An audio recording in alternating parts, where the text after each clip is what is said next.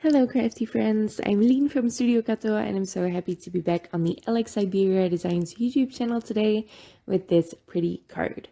I am going to show you some tips and tricks for coordinating stencils, and I'm also going to show you that it's really not that scary to cut apart your floral images. I'm using the Life is Good stamp set, and I am first stamping this in a light gray ink. This is my first trick. I do want an embossed result, an embossed end result, but embossing always warps your paper. And to line up coordinating stencils with a warped page is difficult. Sometimes a lot more so than other times, but still, I'd rather stamp twice, once before doing the stenciling and once after the stenciling, than to bother with lining up stencils on an image that is actually not the correct size anymore.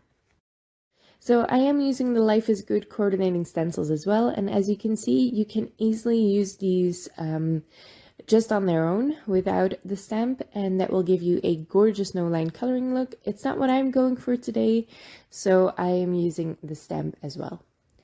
These are really stunning flowers. There is actually an order on the stencil sets, so you can see a number on the stencils themselves, but I chose to ignore that. I always like to color my flowers first and then do the greenery. I like to make sure I have the colors I love for my flowers, and then just adjust the colors of the greenery a little bit more yellow or a little bit more blue, green. That makes all the difference sometimes, and I like to do that at the end, so I know I love my flowers first. Now, my first tip is to, or my second tip, the embossing tip was the first one. My second tip is to be careful with your brushes, and I don't mean that you have to be careful not to stencil that flower while you're stenciling the leaves. I mean, you can add some shading of your own. So I am making sure that the darkest part of this yellow flower is at the bottom, and then there's an almost white piece of yellow right next to it. Just add a little bit of shading. It doesn't even have to make sense.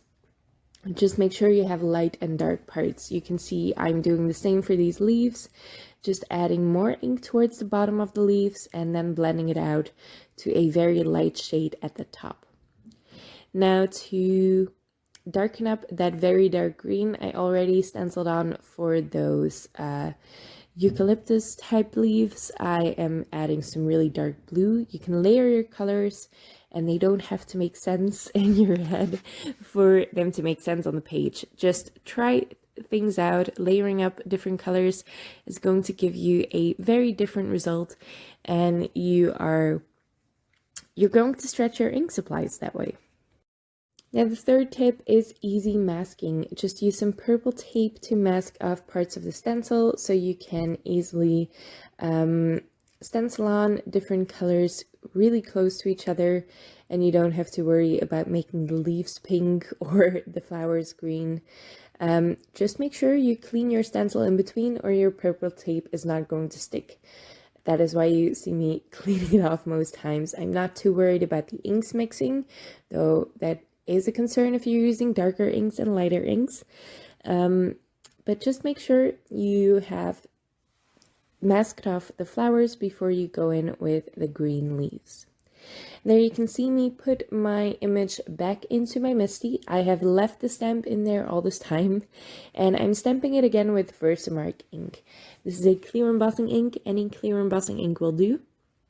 I'm stamping it a couple of times because of the gray ink, I can't actually see that well if the image is stamped nicely. So I'm making sure it's stamped nicely by just stamping it a couple of times.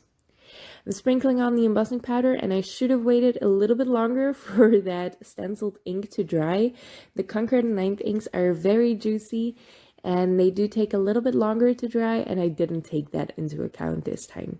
So there is some stray embossing powder here and there, but I just think that adds more sparkle and shimmer, and I don't mind it that much.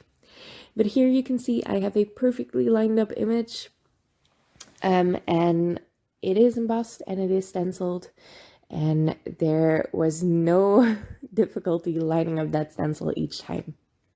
For my background, I am using some purple tape to mask off a frame. I am lining the card up on my grid mat, so I have a centimeter left on each side, and I'm going to leave that white against a dark background. This is a really easy way to do that. I'm playing around with some distress stain sprays today.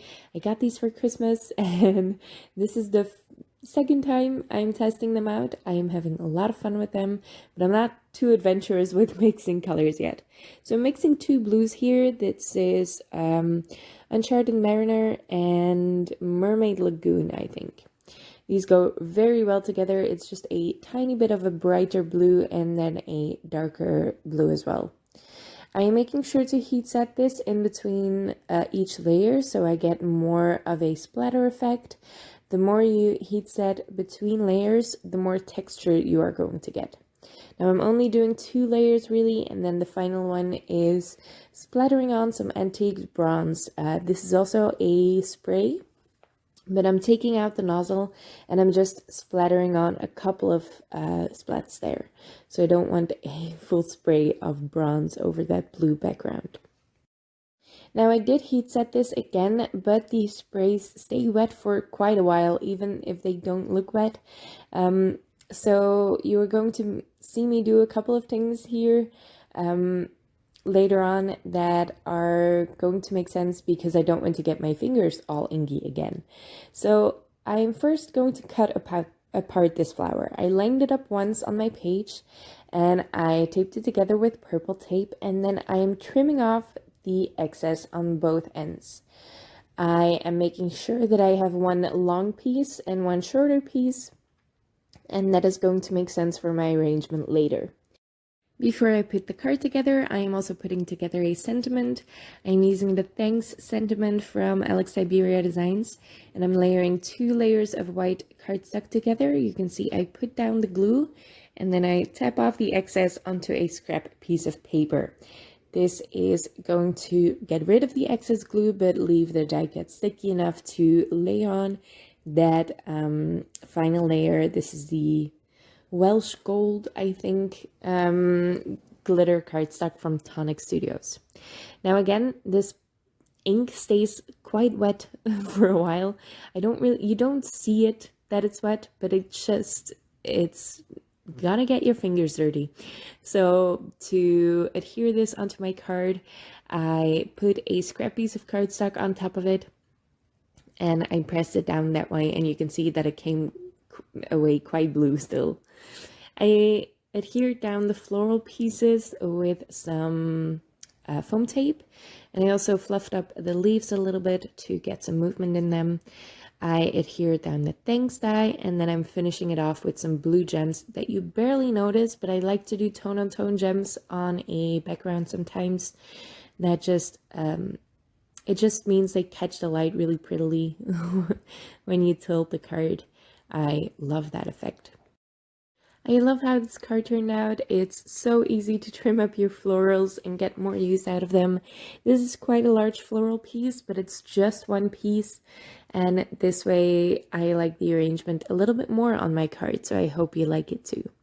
If you did, make sure to leave a thumbs up on this video. Leave your thoughts in the comments below. I would love to hear what you think about this card and about this video. Make sure to subscribe to this channel to see more of my videos and maybe some other people's videos in the future as well. Just some more Syberia Designs inspiration. Thank you so much for watching, and I hope to see you next time.